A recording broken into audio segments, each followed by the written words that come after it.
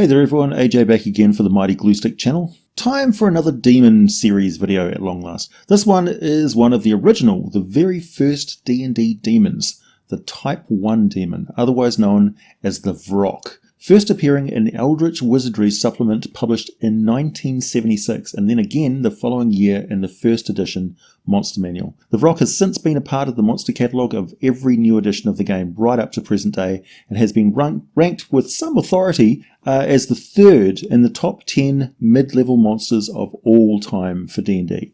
But what are they? And why are they so memorable? They appear as a humanoid with the head, claws and wings of a giant vulture, typically standing 8 feet tall and weighing somewhere between 500 and 800 pounds, with long arms and legs, usually grey feathers, and their beak is also furnished with rows of jagged fangs. They're quite varied in specific appearance, but quite uniform in general appearance. You might note that I included in this video a lot of artwork of the Skeksis from the Dark Crystal, as they always seem exactly what a Vrock's head would look like to me. Mostly like a vulture, but with that malignant demon intellect and noxious personality readily apparent in the cast of their cruel features. They're also prone to decorating themselves with amulets, bracelets, braziers, torques, necklaces, belts, rings, and so on. Usually magical and always somewhat bright and gaudy, ostentatious. They're also fond of large and jagged swords, polearms, spears, whips, and such, but they're equally likely to just tear an enemy apart with their claws and beak. They love it. Vrocks are not the most intelligent demons, but they're not entirely stupid. They also have a compulsive need to betray and double-cross other creatures, including the demon lords who command them and other Vrocks. So they're generally kept under close and brutal supervision. This goes a long way towards explaining why Vrocks and Chasme demons absolutely detest each other, as the Chasme are used as taskmasters in charge of ensuring the Vrock's continued usefulness. So the average Vrock has suffered the lash and thousands of hours of torture and interrogation by the loathsome fly demons. They would hate them anyway though, as hatred is at the core of what makes a Vrock tick. They are the worst kind of demon. They delight in personally murdering other creatures, particularly humanoids, and who they will, if they have the time, kill sadistically and slowly. A notable habit is they like to slice open the bowels and pull out the still living humanoid's guts, devouring them right in front of them as they stare into the eyes of their victim, and gleefully describe through mouthfuls what other horrors they're going to inflict on the victim's friends and loved ones, particularly family members and children. If you wish to tempt a Vrock with pleasing rewards in return for its completely unreliable services, give it a bunch of innocent humanoid families to murder in the most horrific fashion. That'd be your best bet. Vrocks have unwholesome appetites for violence, let's just put it that way. Vrocks are used as flying shock assault troops by demon lords. They can be trusted to simply inflict mayhem and destruction wherever they are directed to unleash themselves, swooping out of the sky and launching into a frenzied rage of shredding claws, bites, and the tremendously loud and stunning screeching. They're also filthy creatures infested with demonic parasites and these infamous spores that coat their matted grey feathers, which can dust a 15-foot area. The spores spread around corners, and each creature in that area must succeed a DC 14 Constitution saving throw or become poisoned. While poisoned in this way, a target takes 1d10 poison damage at the start of each of its turns. A target can repeat the saving throw at the end of each of its turns, ending the effect on itself on its success. Emptying a vial of holy water on the target also ends the effect on it, if you happen to have some holy water just lying around for such occasions. In older editions, these spores actually sprouted a vine-like growth, although it quickly withers and dies outside the abyssal environment. I might like to imagine that there's bodies of those victims of the spores of the Vrock, which create some sort of barrier on the battlefield, so they actually sprout these abyssal vines which cause difficulty for the troops which are moving around, whereas the Vrocks, of course, can take to the air and leap over such small hedges, impromptu hedges. So it certainly would serve a tactical purpose in the Abyss. One thing I don't see included in their entry in 5th edition, which I think is quite important to add here, is that when 3 or more Vrock gather together, they have a specific ability called the Dance of Ruin. To use this ability, a group of at least 3 Vrocks must join hands in a circle, dancing wildly and chanting. At the end of 3 rounds of dancing and chanting and cackling, a wave of crackling energy blasts out in a 100-foot radius. All creatures except for demons within the blast range must make a dexterity saving throw, DC 14, or take 6d6 plus 6 points of damage.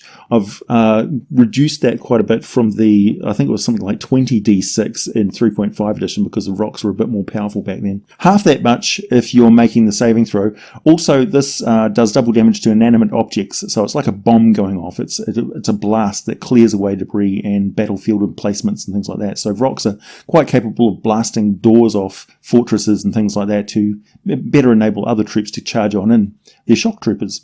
Keep in mind also that this is demonic energy and it tears into the environment. It's also infecting the area as though it was demonic radioactivity. Once that Geiger counter of demon taint is crackling away loudly, it's so much easier for the demons to gate in others of their kind or create permanent planar gateways to the abyss.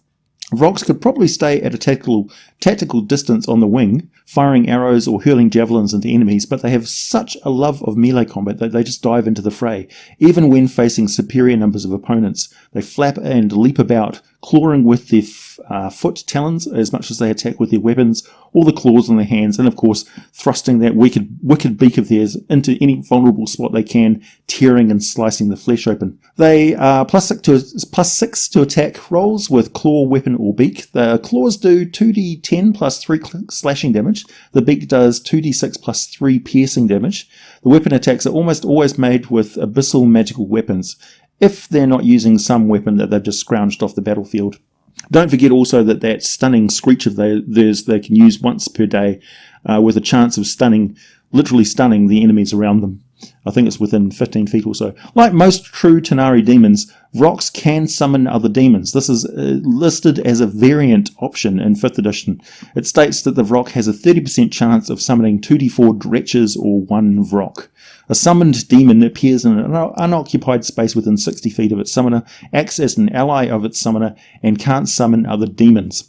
It remains for 1 minute or until its summoner dies or until its summoner dismisses it as an action. Now, back in 2nd edition, I recall one legendary fight where our characters faced off against demons who were summoning in other demons, and those demons were summoning in other demons. I don't think the DM was doing it right. I know for sure we are not high enough level for that fight, but I will never forget it, and my character actually lived, I think. Balanced encounters are fair, yes, but crazy odds are heroic and the dice play no favourites. You can survive such things and you will never forget them. The Vrock are pretty straightforward and predictable demons. In a way, they are the stock standard demon flying stormtroopers, leaping into the ranks of the enemy and keeping them locked up with ferocious melee combat, unleashing stunning screeches and clouds of noxious spores to further enhance the chaos and fury, which is where they feel right at home.